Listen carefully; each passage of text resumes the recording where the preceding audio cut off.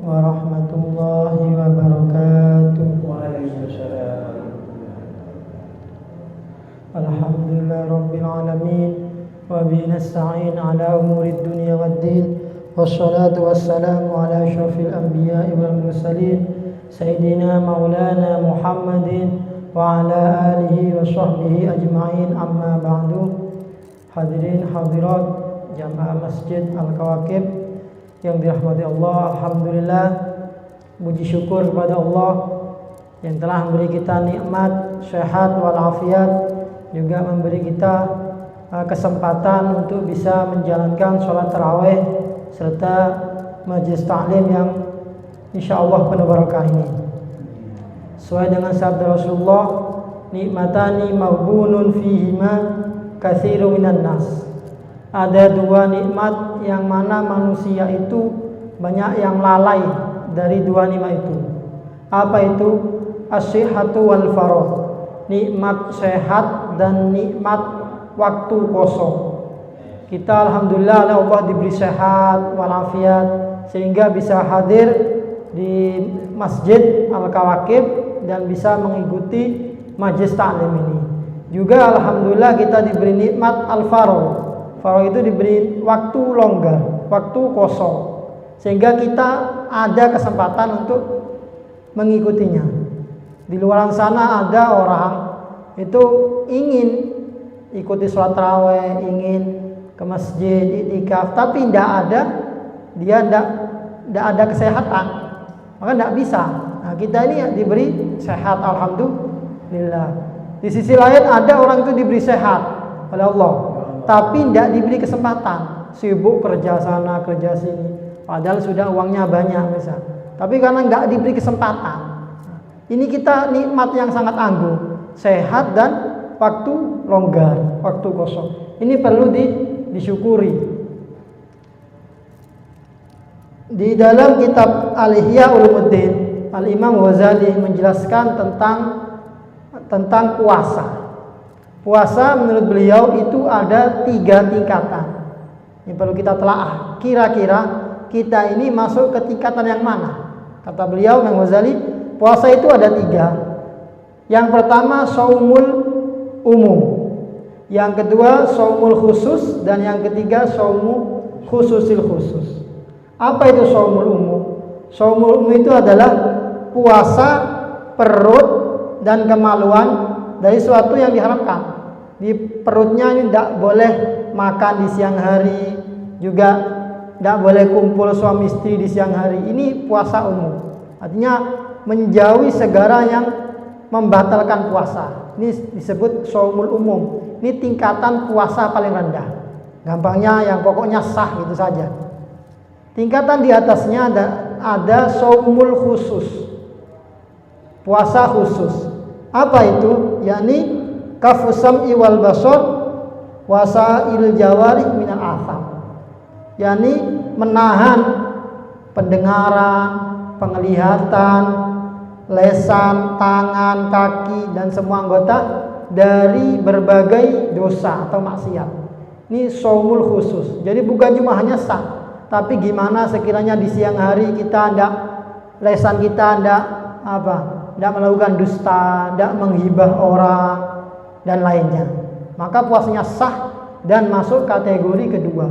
Ini puasanya sholihin. Orang-orang soleh ini puasanya ada di kategori kedua. Dan untuk bisa meraih puasa shaumul khusus ini, setidaknya ada 6 syarat. Yang pertama, memejamkan mata, artinya menahan mata dari pandangan yang diharamkan. Di selama puasa matanya dijaga. Yang laki-laki tidak boleh melihat ajnabiyah perempuan lain, yang perempuan juga tidak boleh melihat laki-laki lain. Sama, sebagaimana laki-laki haram memandang ke perempuan, perempuan juga haram memandang ke laki-laki lain. Sesuai sabda Rasulullah, an-nazratu sahmun masmum min sihamil iblis. Satu pandangan ini adalah panah yang beracun dari panahnya iblis.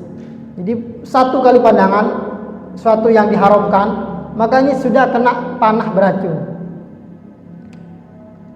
Faman taraka khaufu minallah atahu Allah imanan yajidu halawatahu fi qalbi. Barang siapa yang meninggalkan penglihatan yang haram ini, maka Allah akan beri dia iman yang mana dia akan merasakan manisnya iman di dalam hati. Artinya iman, kita kan semua punya iman. Iman ini ada rasanya. Iman ini manis rasanya. Orang yang mempunyai iman pasti merasakan manis. Kalau ada yang tanya, saya kok tidak kerasa? Bukan imannya yang salah, tapi hatinya yang kotor. Sebagaimana orang sehat makan sate ya, enak apa enggak? Enak. Makan gulai, makan makanan yang favoritnya dia, enak selagi dia sehat. Kalau orang sakit, orang demam dikasih sate, dikasih enggak enak. Kenapa? Karena tubuhnya sakit. Orang sakit gigi dikasih sate, enggak enak. Kenapa? Karena badannya sakit. Maka bukan makanannya yang salah, bukan makanannya yang enggak sehat, tapi badannya yang sakit. Sama hati seperti itu. Kalau hatinya itu bersih, maka kita sholat itu nikmat, kita ibadah itu nikmat. Coba lihat sahabat ya, dari nikmatnya sholat ya. Ada sahabat itu ketika perang terkena anak panah, melekat, ketika ditarik sakit. Akhirnya apa? Katanya sahabat tersebut, jangan sekarang, tariklah anak panahnya ketika saya sholat. Akhirnya sholat, setelah sholat dicabut anak panahnya, tidak kerasa, tidak sakit. Kenapa? Karena sakit itu kalah dengan nikmat. Ketika nikmat dan sakit ketemu, maka sakitnya kalah. Akhirnya setelah salam, sahabat itu berkata, "Loh, kenapa kau nggak dicabut anak panahnya?" katanya. "Loh, sudah." "Oh iya tak? Dilihat sudah tidak ada." Artinya apa? Ketika sholat itu beliau merasakan nikmatnya sholat, sampai-sampai rasa sakit itu nggak terasa. Syarat yang kedua agar bisa puasa itu shaumul khusus adalah menjaga lisan. Menjaga lisan baik dari dusta, ghibah, ini yang bahaya. Ghibah ini sandasan ya, gosip ya, namimah, adu domba dan lainnya. Karena ada hadis diriwayatkan Imam Laits, khoslatani tufsidani syiyam. Ada dua hal yang merusak puasa, yaitu al-ghibah wal kadzib. Ghibah itu yang mengomongi orang ya, sama berdusta. Ini merusak puasa. Artinya apa? Puasanya sah, tapi dia nggak dapat pahala, hanya dapat haus dan lapar saja. Sah, tapi nggak dapat pahala. Ada diceritakan dalam sebuah hadis, ada dua orang perempuan. Dua orang perempuan ini di masa Nabi berpuasa. Kemudian dia sangat lapar dan haus. Akhirnya dia mengirimkan pesan ke Rasulullah, minta izin untuk tidak puasa karena tidak kuat dari hausnya dan lapar. Akhirnya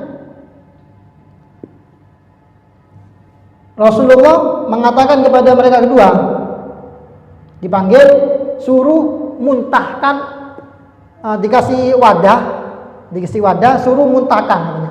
Ini orang puasa disuruh muntahkan. Ternyata salah satunya memuntahkan, lalu keluarlah apa yang dimuntahkan? Keluar daging dan darah. Suruh muntahkan, biasanya orang puasa tidak ada isinya. Itu dia puasa mau batalkan, justru oleh Rasulullah suruh muntahkan. Dimuntahkan keluar daging dan darah separuh. Kemudian perempuan satunya juga gitu, wadahnya tinggal separuh, suruh muntahkan juga, keluar juga darah dan daging. Dan Rasulullah mengatakan kepada mereka berdua, hatani somatani amma halallah. Mereka berdua ini puasa dari apa yang Allah halalkan, tapi mereka tidak puasa dari apa yang Allah haramkan. Ternyata dua perempuan ini habis duduk bersama ghibah, gosip. Biasanya perempuan kan kadang kalau kumpul-kumpul, kadang ya, tak semuanya ya, itu ngomongin orang. Nah ini di bulan puasa dia ngomongin orang. Orang yang ghibah itu sama dengan makan daging saudaranya. Makanya ketika disuruh muntah, kalau sudah keluar dagingnya, nah, itu menunjukkan bahwasanya orang yang ghibah itu sebenarnya dia makan daging saudaranya. Cuma ya nggak tahu, dia nggak kerasa. Rasulullah yang tahu. Rasul tahu mana yang pernah hibah, mana yang enggak. Makanya di bulan Ramadan ini hati-hati. Terutama di siang hari jangan sampai ghibah. Ini membatalkan pahala puasa. Yang ketiga adalah kafu sam'i, menahan pendengaran dari sesuatu yang diharamkan. Lesan ditahan, sekarang pendengaran. Di orang hibah itu haram. Orang yang mendengarkan hibah juga haram. Jadi kalau ada teman kita sedang hibah, kita ada dua pilihan. Kita menegurnya atau kita pindah. Kalau kita diam di situ, kita mendengarkan, kita termasuk orang yang hibah juga. Fasukut al-hibah haram. Diam atas hibah itu hukumnya haram. Ada orang gosip, dia diam, maka dia sama dengan orang yang gosip. Makanya rugi kita. Kita nggak gosip tapi dapat dosanya. Maka apa, kita tegur, jangan gosip. Sekarang Ramadan, gitu. Jangan, haram. Kalau kita nggak mampu, kita yang pindah. Nah, itu solusinya. Terus yang keempat, syaratnya puasa itu jadi shaumul khusus, menahan seluruh anggota dari dosa, baik tangan, kaki, dan juga menahan perut dari syahwat ketika iftar. Ini yang keempat. Terus yang kelima adalah alla yastaktsira min at-ta'amil halal, tidak memperbanyak makanan halal ketika berbuka. Ini yang halal jangan banyak-banyak. Sekiranya perutnya penuh, jadi makan ya sewajarnya saja, secukupnya. Jangan sampai terlalu banyak makan halal. Oh, kalau haram gimana? Ya tambah. Ini yang halal saja, jangan banyak-banyak ketika berpuasa, biar masih ada faedah dari puasa itu. Ini kalau ingin puasanya masuk ke tingkatan shaumul khusus. Yang keenam, yang terakhir adalah ayyakuna qalbuhu ba'dal iftar mu'allaqan bainal khauf war raja. Mu'allaqan muqariban bainal khauf war raja. Nah, ini yang terakhir. Setelah berbuka, hatinya ini masih bimbang antara takut dan harapan. Maksudnya apa? Takut puasanya jangan-jangan gak diterima. Berharap agar puasanya diterima. Nah, kalau kita kan mungkin, kalau saya ya enggak, setelah buka selesai. Nah, ini kalau orang sholihin puasa khusus, setelah berbuka pun dia masih memikirkan puasanya. Saya tadi ini kira-kira hibah apa enggak? Saya kira-kira maksiat mata apa enggak? Dievaluasi selama sehari itu. Hatinya masih ada keterkaitan. Kira-kira puasa saya sah apa enggak? Kira-kira puasa saya diterima oleh Allah apa enggak? Atau bila shaumu, apakah puasanya diterima? Fahuwa minal muqarrabin, sehingga dia termasuk orang yang dekat kepada Allah. Muqarrabin. Kalau sudah 6 hal tadi dijauhi, lesan, mata dan lainnya, maka puasanya akan diterima oleh Allah. Aurudda alaihi fayya minal mamkutin, atau puasanya ditolak. Setelah berbuka pun masih bimbang hatinya. Ini puasanya orang soleh, shaumul khusus. Ada yang puasa tertinggi nomor 1. Apa itu? Shaumu khususil khusus. Puasa paling khusus, khususnya khusus. Kita yang nomor 2 aja sulit. Ini yang ketiga. Puasanya adalah shaumul qalbi anil himam ad-daniyah wal afkar ad-dunyawiyah wa kafu amma siwallah bil kulliyah. Puasa hati. Dia yang puasa hatinya. Hatinya puasa dari tujuan-tujuan rendah dan pemikiran duniawi. Jadi selama puasa tidak ada kepikiran sekali duniawi. Kalau kita kan setiap hari mikir apa ya. Ini enggak, hatinya yang puasa. Dan juga menahan diri dari selain Allah. Jadi yang dipikirkan seharian hanya Allah. Ini puasa puncaknya, puasa tertinggi. Ini rutbatul anbiya wasiddiqin wal muqarrabin. Ini puasanya para nabi, para orang-orang yang siddiq dan juga orang yang dekat kepada Allah, muqarrabin. Nah, ini puasanya yang paling sulit ini. Wa yasru fitru fi hadha shaum bil fikri fi ma siwallah wa bil fikri fi dunya. Nah, puasa ini dianggap selesai apabila dia memikirkan selain Allah. Jadi kalau namanya puasa hati, artinya hatinya mikir Allah. Ketika hatinya mikir dunia, maka puasanya batal. Ini puasanya para anbiya, siddiqin dan muqarrabin. Mungkin cuma sekian yang bisa kami sampaikan. Semoga apa yang kami uraikan dalam kitab Ihya ini semoga bermanfaat terutama bagi Al-Faqih sendiri, dan semoga kita semua oleh Allah ditakdirkan sebagai orang-orang yang soleh. Semoga kita bisa meningkatkan puasa kita menjadi yang lebih baik lagi. Ala hadiniyah wa ala kulli niyatin sholihah bi syafaati Rasulillah sallallahu alaihi wasallam. Lahumul Fatihah.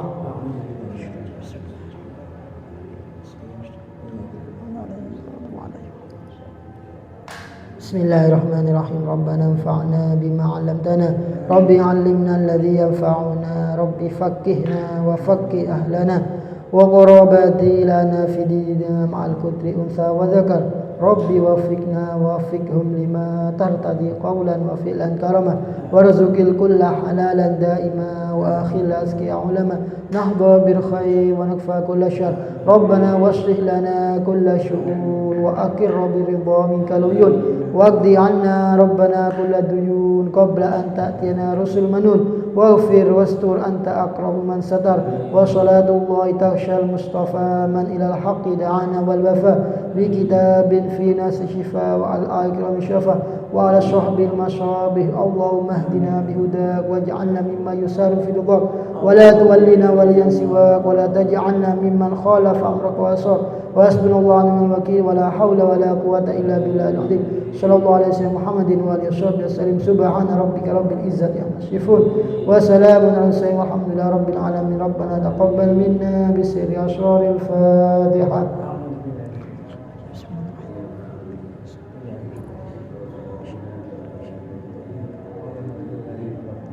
Assalamualaikum warahmatullahi wabarakatuh. Allahumma sholli ala Sayyidina Muhammad